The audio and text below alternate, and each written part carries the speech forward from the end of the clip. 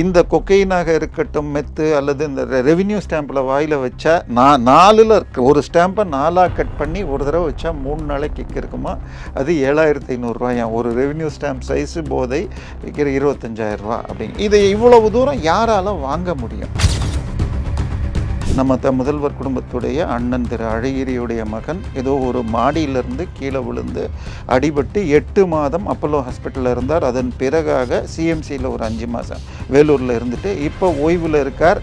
இரவு குயில்களாக உள்ள முதலமைச்சர் மகனுக்கு இன்றைய துணை முதல்வருக்கும் இருக்கிறதுன்னு அழகிரி மகன் பாதிக்கப்பட்ட பிறகு தாயார் மிகவும் வேண்டிக் கொண்டு சத்தியம் பெற்று இப்பொழுது அந்த பழக்கத்தில் ஈடுபடுவதில்லைங்கிறாங்க. ரொம்ப சீரியஸான வழக்கு. தம்பிசார்கள் உங்களுக்கு தெரியும். அந்த வீட்டில் வாரம் ஒரு பார்ட்டிகள் நடக்கும். அதில் பல்வேறு விதமான வெளிநாட்டு பவுடர்கள் விற்கப்பட்டன அப்படின்னு சொல்லி அதை ஈடியும் கோர்ட்டில் சொன்னதாகவும், ஆனால் அவங்க வீட்டை எப்படி சீல் வைக்கலாம்னு சொன்னதுனால சீலை எடுத்தாங்க. ஆனால் அதை ஏன் தமிழக போலீஸ் இது வரைக்கும் போய் அதை பார்க்கல. இவர் கைதுக்கு மிக முக்கியமான அடிப்படை அந்த ஃபோனில் இருந்த ரெக்கார்ட்ஸ். ஸோ அந்த ஃபோனில் இருந்த ரெக்கார்ட்ஸை வச்சு தான் இன்னொன்று அந்த ஏஜிடிபி அரெஸ்ட் பார்த்தீங்கன்னா அவர் அதில் ஃபோனில் அந்த பாரில் சண்டை போட்ட இன்னொருவர் இன்னைக்கு அதிமுகவில் இருந்தால் கூட அவர் உதயநிதி ஸ்டாலினுடைய வலதுகரமாக உள்ள உதயநிதி ஸ்டாலின் ரசிகர் மன்ற தலைவர் நம்ம கல்வி அமைச்சருடைய நெருங்கிய உறவினரும் வலதுகையாக இருக்கிற வாலாடி கார்த்திக்குடைய நெருங்கிய நண்பர்.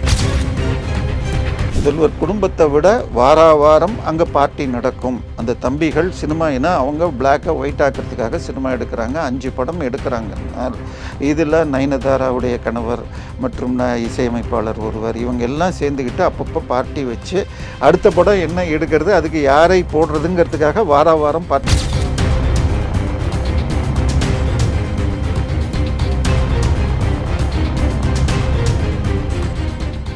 ரியல் ஒன் நேயர்களுக்கு வணக்கம். இன்று நம்மளுடைய நேர்காணலுக்கு அரசியல் விமர்சகரான திரு தேவப்பிரியா அவர்கள் இணைஞ்சிருக்காங்க. சார் வணக்கம். வணக்கம் சார். இப்போ சமீபத்தில் நடிகர் ஸ்ரீகாந்த் அவர்கள் போதைப் பொருள் கேஸில் சிக்கியிருக்காரு. இதற்கு பின்னணியில் அதிமுகவினுடைய பிரமுகரான பிரசாந்த் அவர்களும் இருக்காங்க அப்படிங்கிற மாதிரியான செய்திகள்லாம் படித்தோம். இப்போது இன்றைக்கி இருக்கக்கூடிய ஒரு செய்திப்படி பார்த்தோம் அப்படின்னா இந்த கேஸில் நடிகர் கிருஷ்ணாவுக்கும் தொடர்பு இருக்குது. அவரை சம்மன் அனுப்ப சொல்லுங்கள் அப்படிங்கிற மாதிரியான செய்திகள் நேற்று இந்த மாதிரியான விஷயங்களில் வலம் வந்துக்கிட்டு இருந்தது. இன்றைக்கி கிருஷ்ணாவை பிடிக்க தனிப்படை போலீஸாரை கேரளா விரைந்துக்கிட்டு இருக்காங்க அப்படிங்கிறது தான் லேட்டஸ்ட்டாக இருக்கக்கூடிய ஒரு நியூஸ். இதற்கு பின்னணியில் இருக்கக்கூடிய தகவல் பற்றி நம்மளுடைய சேனல்லே நிறையா பேசியிருக்கோம். பட் இதற்கு பின்னணியில் மிகப்பெரிய அரசியல் விஷயங்கள்லாம் இருக்குது, மிகப்பெரிய பணம் கைமாறுதெல்லாம் நடந்திருக்கு அப்படிங்கிற மாதிரியான விஷயங்கள் கேள்விப்பட முடியுது. அதற்கு இருக்கக்கூடிய விஷயங்கள் என்ன?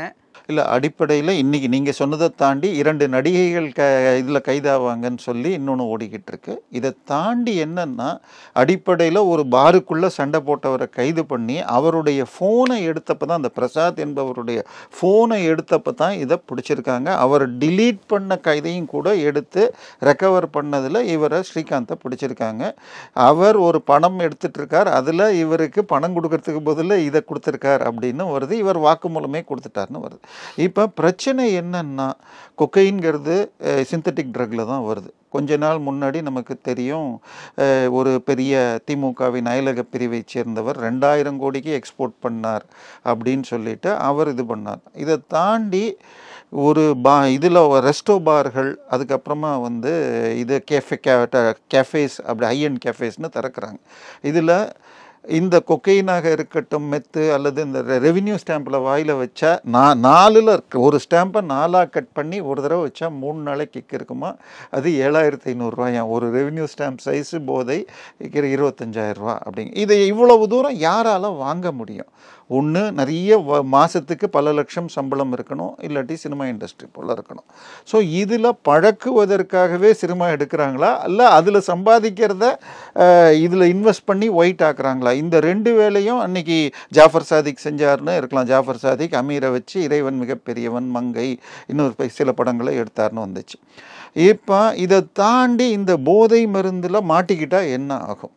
மிகப்பெரிய உதாரணம் நம்ம முதல்வர் குடும்பத்துடைய அண்ணன் திரு அழகிரியுடைய மகன் ஏதோ ஒரு மாடியிலிருந்து கீழே விழுந்து அடிபட்டு 8 மாதம் அப்போலோ ஹாஸ்பிட்டலில் இருந்தார். அதன் பிறகாக சிஎம்சியில் ஒரு 5 மாதம் வேலூரில் இருந்துட்டு இப்போ ஓய்வில் இருக்கார். அவரை வெளிநாட்டுக்கு கூட்டிகிட்டு போகணுன்னு சொல்லிட்டு வருது. ஏன்னா இடி ஒரு வழக்கில் அவருடைய 250 கோடி ரூபாய் சொத்துக்களை முடக்கி வச்சு அதை விசாரணைக்கு கூப்பிடுற நேரத்தில் இப்போ அவர் மனநிலை பாதிக்கப்பட்டிருக்காருன்னு சொல்கிறாங்க. அதில் இப்போ இதில் அவர் மனநிலை பாதிக்கப்பட்டிருக்காரு அப்படின்ட்டு வந்து சொல்கிறீங்கல்ல, அவர் வந்து உதயநிதிக்கு போட்டியாக வந்துக்கிட்டு இருக்காரு அப்படிங்கிறதுக்காக இந்த மாதிரியான விஷயங்கள்லாம் கொடுத்து அவரை லாக் பண்ணியிருக்காங்க அப்படிங்கிற ஒரு செய்தியும் வந்து கேள்விப்பட முடியுது. இல்லை, இதெல்லாம் கான்ஸ்பிரசி தியரிஸ். பணக்காரர்கள் மகன்கள் இந்த மாதிரி வழக்கத்தில் மாற்றுறது எளிது அவங்களுக்கு. ஏன்னா அவங்க எளிதாக மக்கள், இது சினிமாக்காரங்களாக இருக்கட்டும் பெரிய பணக்காரங்களாக இருந்தாலும் அவங்க எல்லோரோடையும் மூவ் பண்ண முடியாது. சினிமாக்காரன் ராத்திரியில் போனால் கூட ஒரு பெரிய ரெஸ்டாரண்ட்டில் அந்த மாதிரி தான் போக வேண்டி இருக்குங்கிறப்போ ஒரு தனிமை ஃபீல் பண்ணுறாங்க. அதுக்கு இது உதவுதுங்கிற பழக்கங்கள் இருக்குது. இது இன்னைக்கு இல்லை, அன்ற காலத்தில் நடிகை சாவித்திரி குடிப்பாருங்கிறதுல ஆரம்பித்து பலருக்கு வந்திருக்கு. இதை தாண்டி இன்னொன்று பார்த்தீங்கன்னா ரொம்ப சீரியஸான வழக்கு தம்பிசார்கள் உங்களுக்கு தெரியும். அந்த வீட்டில் வாரம் ஒரு பார்ட்டிகள் நடக்கும். அதில் பல்வேறு விதமான வெளிநாட்டு பவுடர்கள் விற்கப்பட்டன அப்படின்னு சொல்லி அதை ஈடியும் கோர்ட்டில் சொன்னதாகவும், ஆனால் அவங்க வீட்டை எப்படி சீல் வைக்கலான்னு சொன்னதுனால சீலை எடுத்தாங்க. ஆனால் அதை ஏன் தமிழக போலீஸ் இது வரைக்கும் போய் அதை பார்க்கல.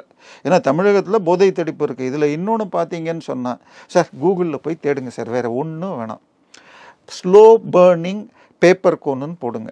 நீங்கள் அமேசான், ஃப்ளிப்கார்ட்டு, பிளிங்கிட்டு இது எல்லாத்துலேயும் இது விற்கிது. எதுக்கு sir slow burning paper cone? இதில் எதையோ போட்டுட்டு ஒரே நேரத்தில் நைட்டு பார்ட்டியில் 4 பேர் மாற்றி மாற்றி அடிப்பாங்க. இந்த மாதிரி ஹை அண்ட் கெஃபைன்ஸில் அது கிடைக்குதான். ஸோ நம்ம அமீர் சுல்தான் பாய் என்ன பண்ணார், 2 கெஃபே திறந்தார், லா கெஃபே இந்த கெஃபேன்னு சொல்லிட்டு. எது ஒரு 200 ரூபா கொடுத்து யாராவது காஃபி குடிக்கிறதுக்கு போங்களா? நீங்கள் டீ கடையில் 15 ரூபாய்க்கு குடிக்கிறோம், சரியா? இது எல்லாமே அவங்க நைட்டில் முழிச்சிட்டு இருக்க வேண்டியிருக்கு ஐடி இண்டஸ்ட்ரியிலங்கிறப்ப இதெல்லாம் பண்ண அந்த கேஃபேயில் சேர்க்கப்படுற சில கெஃபின்கள்லையும் இன்டைரக்ட் போதை, அது தடை செய்யப்படாத போதைப் பொருட்கள் சேரப்படுது. அது பத்தலைங்கிறப்ப இது அங்கேயே, சார் உங்களுக்கு இந்த ப்ராப்ளம் இருக்கா அப்படின்னு யாரோ ஒருத்தர் ஹெல்ப் பண்ணுற மாதிரி இதில் திணிக்கிறாங்க. ஏன்னா அவங்களுக்கு 1 லட்ச ரூபா சம்பளம் இருக்கிறவனுக்கு மாதத்துக்கு 25,000 50,000 போதைக்கு செலவு பண்ணுறது கஷ்டம் இல்லை. அவன் அங்கே முழிச்சிட்டு இல்லைன்னா அவங்க வேலையில் இருக்க முடியாது. ஸோ அவங்களும் அங்கே ஹூக் பண்ணுறாங்க, சினிமா இண்டஸ்ட்ரி ஹூக் பண்ணுறாங்க. இதில் இன்னொரு மிக முக்கியமான விஷயம் என்னன்னு சொன்னீங்கன்னா, இதில் யாராக இருந்தாலும் 25,000 ரூபாய்க்கு 50,000 ரூபாய்க்கு அடிக்கிறான்னு வச்சுக்கோங்க, அவனால் எத்தனை நாளைக்கு வாரம் 10,000 15,000க்கு அடிக்க முடியும்? அதனால நீ உன் ஃப்ரெண்ட்ஸை இன்ட்ரடியூஸ் பண்ணு. இது ஒரு எம்எல்ஏ மாதிரி போகுது. ஸோ இந்த ஆட்சி வந்த பிறகு, திமுக ஆட்சி வந்த பிறகு எத்தனை ரெஸ்டோ பார்கள் ஓப்பன் பண்ணப்பட்டிருக்கு.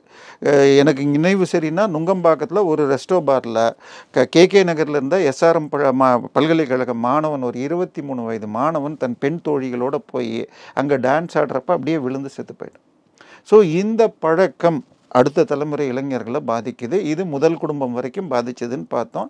திரு அழகிரியுடைய மகன் போதை தடுமாற்றத்தில் மாடியிலிருந்து தடுமாறிதானா, போதை மயக்கத்தில் தடுமாறி விழுந்தார்னு எடுத்துப்போம், தேவை. அதுக்கு அடுத்தது இதே பழக்கம் இரவு குயில்களாக உள்ள முதலமைச்சர் மகனுக்கும் இன்றைய துணை முதல்வருக்கும் இருக்கிறதுன்னு அழகிரி மகன் பாதிக்கப்பட்ட பிறகு தாயார் மிகவும் வேண்டிக் கொண்டு சத்தியம் பெற்று இப்பொழுது அந்த பழக்கத்தில் ஈடுபடுவதில்லைங்கிறாங்க. ஆனால் நமது ஆளுநர் ஒன்று சொன்னார், நீங்கள் நம்ம தமிழ்நாடு போலீஸ் போதை தடுப்பு பிரிவு கஞ்சா கடத்தில் நிறைய பேரை பிடிக்கிறீங்க, ஆனால் இதை பிடிக்கிறதே இல்லை மெத்துன்னு. அப்புறமாக சில பேரை பிடிச்சிருக்காங்க. ஸோ இன்றைக்கி எந்த ஸ்கூலில் வேணால் போங்க, இன்றைக்கி தமிழ்நாட்டில் எந்த ஸ்கூல்கிட்ட போனாலும் போதை சாக்லேட்லேருந்து கஞ்சா வரைக்கும் மிக எளிதாக கிடைக்கிது. இதை ஒரு ஊடகவியலாளர் என்ன சொன்னார்னா, போன ஆட்சிகள் இருந்த வரைக்கும் டாஸ்மாக் நடத்துறது ஒன்று, ஆனால் ஒரு ஊரில் இருக்கிற அந்த பார் லைசன்ஸை உள்ளூர் ஆளுங்கட்சிக்காரங்க எடுத்து சம்பாதிப்பாங்க. ஆனால் இந்த ஆட்சி வந்த பிறகு முதலில் கரூர் கேங்கும் அதுக்கப்புறமாக தம்பிகள் நடத்தும் கேங்கும் எடுத்துக்கொண்டதில் உள்ளூர் கட்சிக்காரர்களுக்கு பார் நடத்தி சம்பாதிக்க வழி இல்லைனால கஞ்சா விற்கிற தொழிலுக்கு ஆளுங்கட்சிக்காரங்களே போயிட்டாங்க.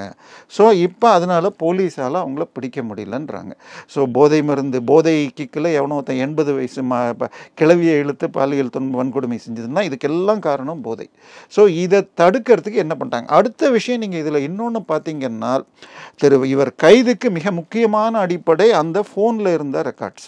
ஸோ அந்த ஃபோனில் இருந்த ரெக்கார்ட்ஸை வச்சு தான் இன்னொன்று அந்த ஏஜிடிபி அரெஸ்ட் பார்த்தீங்கன்னாலும் அவர் அதில் ஃபோனில். ஸோ ஆனால் இதே விஷயம் அண்ணா பல்கலைக்கழகத்தில் அந்த ஃபோனில் யார் யார்கிட்ட பேசியிருக்காருன்னு அண்ணாமலை சொல்லியும் இன்னும் அதுக்கு எடுத்த ஸ்டெப்ஸ் எடுக்கலை. ஸோ தமிழக போலீஸ் சரியாக செயல்படுதா? போதை மருந்து தடுக்கப்படுகிறதா? எத்தனை 1000 போலீஸ் சேர்ந்து ஒரு நாள் எஸ்ஆர்எம் சுற்றி போய் கடைசியில் ஒரு அப்பார்ட்மெண்ட் காம்ப்ளெக்ஸ் ஃபுல்லாக போயெல்லாம் தேடினாங்க, ஒன்றும் கிடைச்சதாக வெளியில். எஸ்ஆர்எம் மூலமாக உங்களுக்கு மற்ற ஓஎம்ஆருக்கு பெருசாக லீக் ஆகுதுன்னு அந்த ஓஎம்ஆரில் ஒர்க் பண்ணுற பலர் என்கிட்ட சொல்லியிருக்காங்க. இதை தாண்டி ட்ரக்குன்னு சொன்னாலே ஆப்கானிஸ்தான், இது பாகிஸ்தான் அப்படின்னு ஒரு ட்ரையாங்கிள் மூலமாக அவங்க குஜராத்துக்கு வெளியில் கொண்டு வந்துட்டு அங்கேருந்து இங்கே கொண்டு வந்து ஆஸ்திரேலியா மற்றும் நியூசிலாந்து போகுது. பல கன்சைன்மெண்ட் பிடிக்கப்படுது. அப்போ உடனே குஜராத்தில் தான் பிடிச்சாங்கன்னு நம்ம ஆளுங்க பேசுகிறாங்க. குஜராத்தில் பிடிபட்டதுன்னா அங்கே வெளியிலேருந்து வருது. பட் இங்கே ஒருத்தன் தயாரிச்சுட்டு அதுவும் என்ன பண்ணால் தேங்காய் பவுடரு சத்து மாவுன்னு சொல்லி பேக் பண்ணிவிட்டு எக்ஸ்போர்ட் பண்ணி அந்த நாடு சொல்லி டெல்லி போலீஸ் சொல்லி அப்புறம் பிடிச்சோம். ஸோ இந்த அளவுக்கு போதை. அதுக்கு அடுத்தது அந்த ஜாஃபர் சாதிக்கு இதுக்கு சிசிடிவி கேமரா வாங்கிட்டாருன்னு டிஜிபி வந்து அவருக்கு அவார்டு கொடுக்குறாருன்னா என்ன நடக்குது தமிழ்நாட்டில்? ஏன்னா இப்படி இவங்கெல்லாம் ஆளுங்கட்சி. இப்போ பிரசாத் வந்து நீங்கள் அதிமுக பிரமுகர்னு சொல்கிறீங்க, பட் அவரோடு அன்னைக்கு அந்த பாரில் சண்டை போட்ட இன்னொருவர் வந்து இன்னைக்கு அதிமுகவில் இருந்தால் கூட அவர் உதயநிதி ஸ்டாலினுடைய வலதுகரமாக உள்ள உதயநிதி ஸ்டாலின் ரசிகர் மன்ற தலைவர் இது நம்ம கல்வி அமைச்சருடைய நெருங்கிய உறவினரும் வலதுகையாக இருக்கிற வாலாடி கார்த்திக்குடைய நெருங்கிய நண்பர். ஸோ இந்த அவரை இவங்க அங்கே பிளான் பண்ணியிருக்காங்க. ஸோ இந்த மாதிரி கட்சி தொடர்புகளை வச்சுக்கிட்டா என்ன போலீஸ் வந்து தொடாது. ஈவன் இந்த கேஸில் கூட அந்த லார்ட் ஆஃப் ரிங்ஸ் பாரில் அவரை சண்டை போட்டு அரெஸ்ட் பண்ண உடனே பல்வேறு அழுத்தங்கள் கொடுத்து வழக்கு போனால் முடிக்கணும்னு பார்த்தாங்க. பட் அந்த கம்ப்ளீட்டாக ரெக்கார்ட் பண்ணி ஃபோனை எடுக்கணுங்கிற நிலைமை.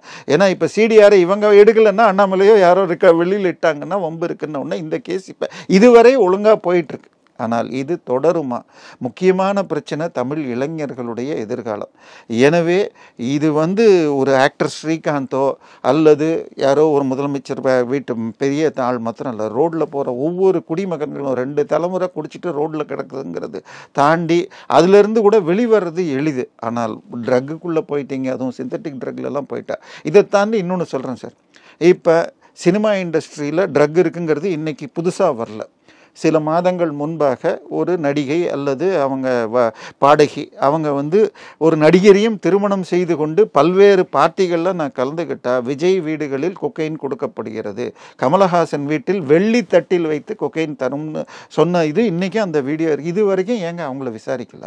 அவர் வெளியாள் கிடையாது. அந்த பார்ட்டியில் நானே கலந்துக்கிட்டு இருக்கேன். அந்த மாதிரி ஒரு பார்ட்டியில் ஒரு சேலஞ்சுக்காக விஜய் வீட்டு வாசலில் ஒரு முன்னணி நடிகை போதையில் டான்ஸும் ஆடினாங்க அப்படிங்கிறது. இதை டான்ஸ் ஆடினது எனக்கு தெரியும், ஏன் வந்ததுன்னு அவங்க விளக்கம் கொடுத்துருக்காங்க. ஸோ எந்த அளவுக்கு அந்த இண்டஸ்ட்ரிக்குள்ளே போய் அதை பார்த்து மற்ற எல்லாருக்கும் லோ லெவலில் பரவிட்டுருக்கு. இதை வந்து உடனடியாக திமுக எடுத்து தன்னை நைனாகாருன்னு அழைக்கணுங்கிறார் முதலமைச்சர் ஸ்டாலின்.